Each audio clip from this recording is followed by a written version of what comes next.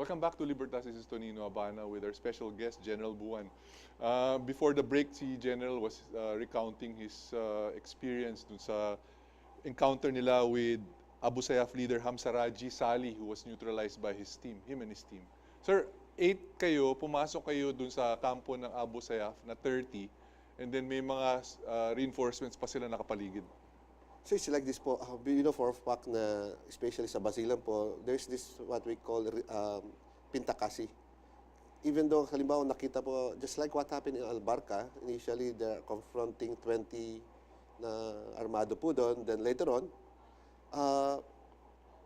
nangyari po, they can mass up to 100. Ganun po yung, that's why this called pintakasi. May mga mushroom po siya.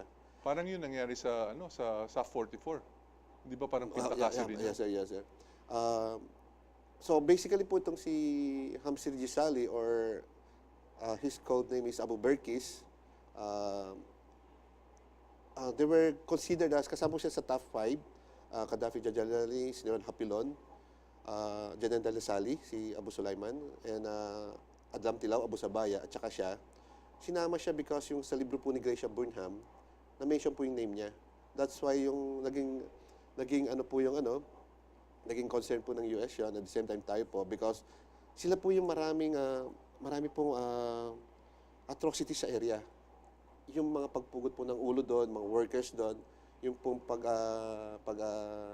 assault at saka mga ginagawa po nilang pang-abuso doon, sila po yun. Of course, his brother, kasama po si Sahir. So basically, there were 33 ang bilang po before na mga atrocities. Sumikat siya kasi po, yun nga, aside from the Gracia Burnham, during the time po ng siege ng Lamitan, yung pong si na Gracia Burnham doon, nilipat sila sa Zamboanga. So he was the last group na naiwan doon sa Basilan. So basically, siya po yung, kasi ang sinasabi according sa kaibigan natin na insider natin, na yung Basilan is for them to defend. Kaya hindi siya umalis. Halo siya sa Malbagingi ng ganon, nayakan. So sabi niya, he will stay there. So basically, grupo po niya is actually there are 4. May kay Sud Talajal, gano'n, bali 40, 30, gano'n po. So actually, parang 100 something sila before na into 30 groups, into 4 groups, parang gano'n. So during that time po na pinasok po namin sila, basically, it was more of a, may mga gimmick po kami. May what we call na special operations na effort. And it was, of course, it was approved, yung effort namin. And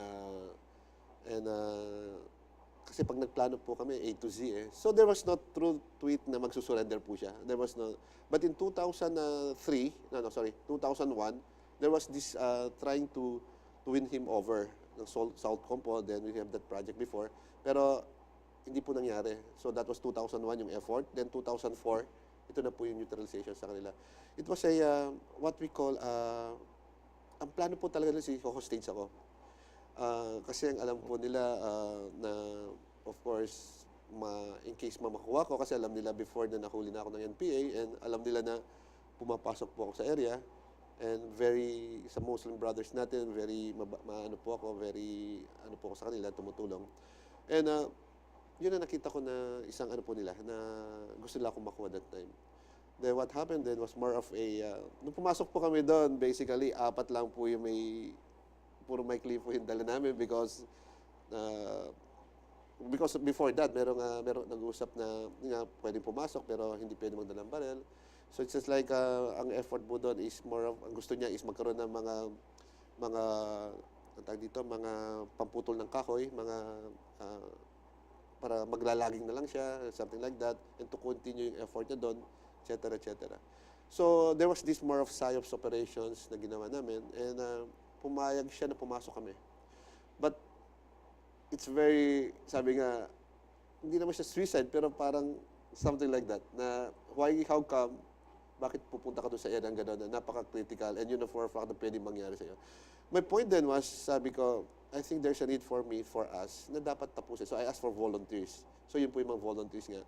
Bali, 8 po kaming pumasok, of course, may kasama namin noon, may asset po akong ginamit noon. Bali po, 4 po kaming na-wounded. Yung 2 po, si Sergeant Dindin at si Corporal Stember, they died sa hospital po. And si Sergeant Jokno po was also a recipient of the Medal So of sir, Valor. nagkaroon ng firefight when you met sir. with them. Initially, wala muna po kasi they were planning to makuha po ako into a... So they were planning to capture you Yes, already. sir. Yes, Nadinig ninyo na doon sa usapan nila. yes, sir. Pinagano na po siya na. Accordingly, there was this matagal ng plano. Kasi from time to time, kasi mahilig po, kasi may mga effort po nga ako sa Muslim brothers natin doon, na may mga pangkabuhayan tayong ino-offer, mga kung ano-ano.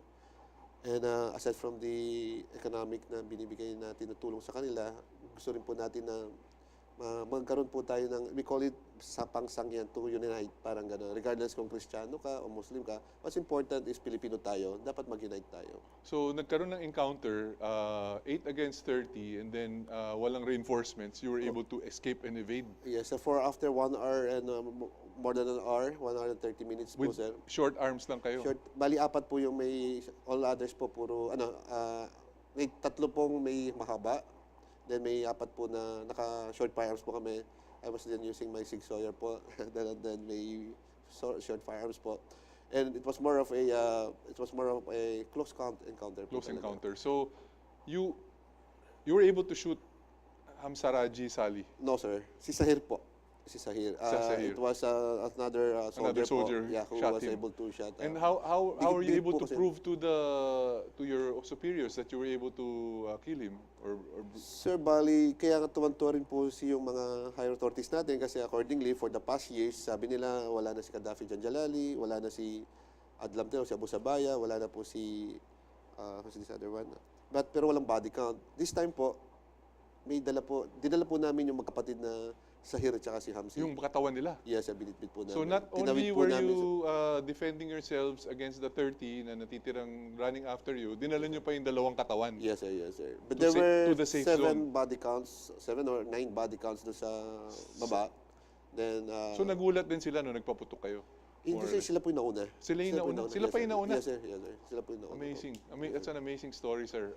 And then how long did it take you to escape and evade in order to get to safe zone? Mga 2 hours po. 2 hours kasi it's So you were not able to radio for reinforcements or anything? Wala na po. Then yung po kasing Humvee namin is opposite the riverbank. So yung riverbank po is doon po sa may kabila po yun. So actually it's more of malayo po siya, di ka basta makakatawid. So it sounds like a suicide mission to me. Kasi pumunta kayo doon, wala kayong reinforcements, you were only 8, you were against 30 na pwede maging 100 sa Pintakasi, but you were able to waylay them, get the target, bring out the bodies. Yes. Amazing. There were blocking forces, like for example, the group of Lieutenant Gurat, the Lieutenant Sireno, pero they were far away. They're far away. Malayo po sila. Oo. Sana kayo na Kilometers. nagplano nung mapasapano, baka mas maganda pa Hindi nangyari. po. Yes, sir. Sir, I'd like to take this opportunity to show this video to the general public kasi one of these men was actually your man, Sergeant Roberto Ricafranca. It's a short video about the heroism of 2 soldiers. Panoorin po natin ito and then we'll comment after this.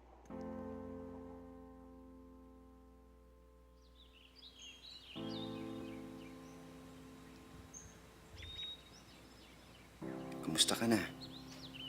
Ngayon lang ako nakasulat. Pasensya ka na. Medyo matagal ang biyahe. At pagdating dito, patrol ka agad. Nakailang ikot na kami. Maganda ang Mindanao. Para bang bakasyunan?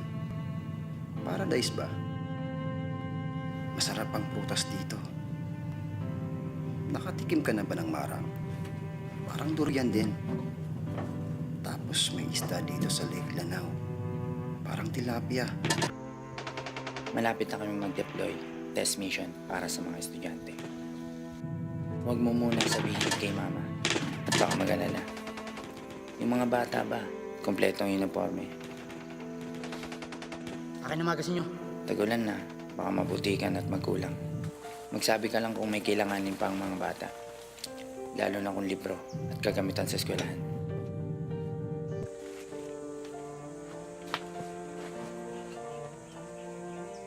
Okay naman dito. Malamig sa gabi. May mga bangka dun sa lawa. Ang ganda. Parang ihahanda nila sa pista dito. Unti-unti na akong natututo ng maranaw. Nasa kayo?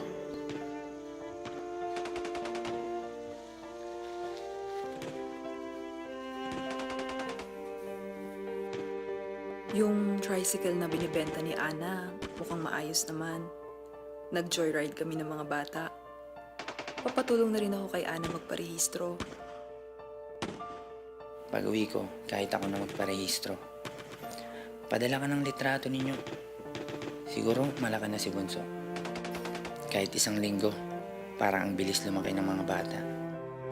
Nakapag-enroll na ba ang mga bata? Huwag kang mag-alala. Ligtas na ligtas ako dito sa sasakyan ko.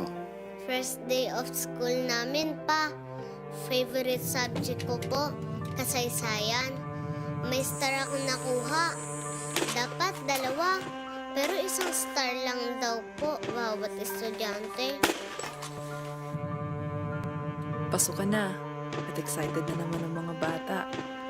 Itong si Mara, puro libro ang inaatupag. May star na nakuha si ate. Tuwang-tuwa si Colette.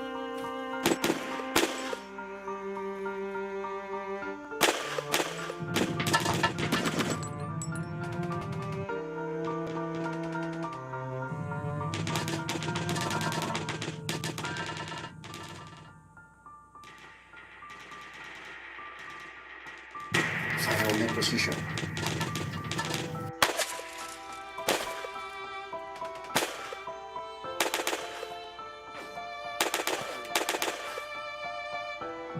Fire on my position!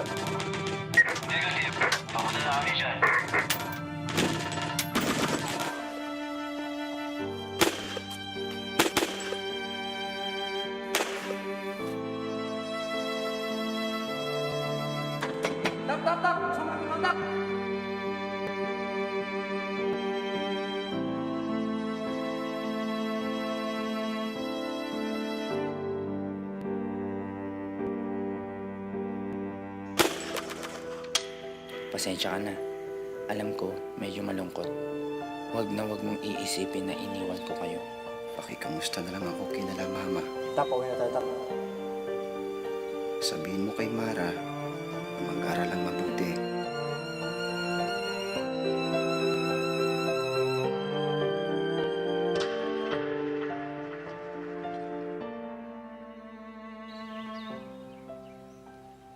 Pa, nagtanim kami ng halaman sa school.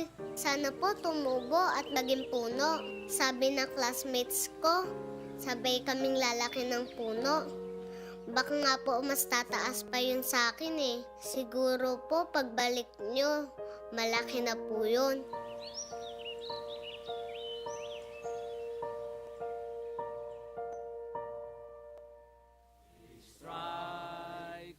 We all are happy and free. Birds of same feather we flutter together. Scout rangers of fortune are we. We sing greetings at night with a song. Laughing at danger we fight like a panther and conquer the hardship always. Well, medyo naging emotional si General Buan dun sa video niyo. Kasi si Sergeant Roberto Ricafranca, ang storya niyan is they were waylaid sa Albarca noong 2011, and then he volunteered to stay behind to delay yung para maka-escape yung mga kasama niya, and then he got all the ammunition ng mga kasama niya, but he ran out of ammo and he was killed. Si Master Sergeant Emiliano Hemongala naman, he lost his leg in that encounter in 1998. General Buan, it was such an honor and a pleasure to have you tonight, and we'd like to take this opportunity for you to say what you want to say to the general public now. Yes, sir. Of course, si Robert kasi, security ko po yan, kasama ko nung battalion commander ko. Tinext po ako before, that was October 18 sa Albarca, na yun nga, namatay na raw siya. Mga body po niya sinatapan, gano'n. And he was a good guy po. I know kung nasan man siya, very masahan po siya. Yung nangyari sa kanya. Ang alam ko, he was recommended for an award, higher award. I'm not sure what happened to it. Alam po, marami po tayong mga sundalo, of course, and officers who, in one way or another, even doing combat service support, na nagpo-provide for the officers or for the soldiers na nasa combat area po. Na nabibigay din po for us to be able to magawa po yung dedication to duties po namin. Yun po nangyayari, if I may sir, na masabi to sir na in public, hindi po ang pagbagsak po ng sambayanan o ng sampamayanan sa aking pag-aaral po ay hindi po yung dahil sa economic inequality, so yung kahirapan. Marami pong mahirap na bansa na lugar pero hindi sila bumabagsak. Same thing with yung tinatawag natin political maturities o yung sinasabing mga serbisyo ng gobyerno, ng governor, o ng etc. O LGUs na hindi nabibigay, hindi po yun ang dahilan. At hindi rin po ang dahilan na social injustices. So yung tinatawag na mga pang-aapi o yung mga ginawa po naman sa panunungkulan na itong dahilan ng isang pagbagsak ng isang pamayanan o ng sambayanan. Kung ako pong tatanungin ng pagbagsak po ng isang bansa, ay ang dahilan po ay yung tinatawag po natin na yung pong basic institution, yung pong individual, yung family, the barangay, the military institution, the media as institution, yung basic institutions na bumabagsak po. Pag pinag-aralan po natin ng Russia way back 1917, unang bumigay was the Navy. Then it was followed by the armed forces nila. Then sumunod po, take over Menshevik, Bolshevik, take over po sila Lenin. Same thing sa China, nawala po yung family. That's why si Mr. Joma Sison, ang ginagawa niya, yung NPA po, pagdating sa area, after the social investigation, inorganize po niya yung kababaihan, inorganize yung kabataan, inorganize yung magsasaka, yung kalalakihan, Wala na yung in pamilya. this guise of economic upliftment, in this guise of social, what we call empowerment. Pero actually, alam po ni Mr. Joma Sison na as long as yung family intact yan, wala pong mangyayari sa kanila. So, yung pong family na napaka-importante, dapat po ma-enhance natin to. Same thing what happened in Cuba. Cuba po, church at saka yung business po binigay doon. Same thing with Vietnam. And same thing po nangyayari po sa Syria and Iraq. Sa Aleppo, yung sa Mosul, nawala po yung family.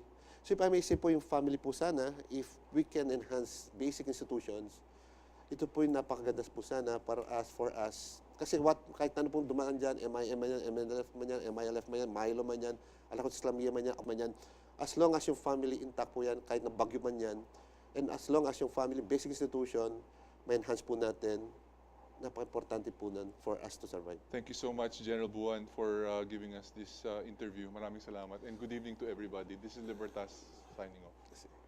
Thank you, Mr. David.